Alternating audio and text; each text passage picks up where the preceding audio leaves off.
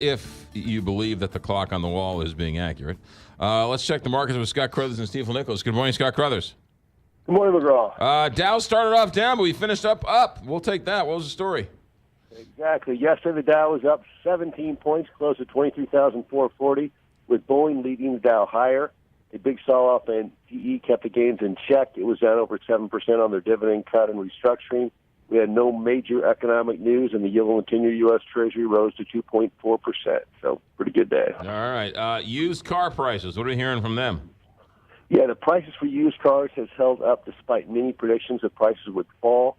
We have had a lot of new car sales this past year and a surge in leases, so many expected a lot of supply would push prices down. However, the average price rose 8% in October from the year before to $13,599 for a used car. That's interesting. Home Depot. I know they're up because half my paycheck goes to Home Depot. What are you hearing? Yes, Home Depot reported great numbers this morning on strong sales and more sales of higher ticket items.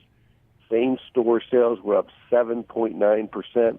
Revenue increased 8% to $25 billion.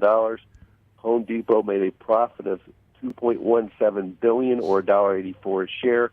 They also raised their full-year guidance. So great news there. All right. And then Venezuela is bankrupt? Yeah, S&P declared Venezuela bankrupt. They've had trouble paying their bills recently as their reserves fell. They have had trouble pumping oil, which is a huge moneymaker for them. Oil production was the lowest since 1989. Bondholders can try to get their money in a workout, but it will be a very difficult process. A direct result, not maybe a direct straight line, but clearly an offshoot of the fact that the United States is now exporting oil as opposed to importing oil.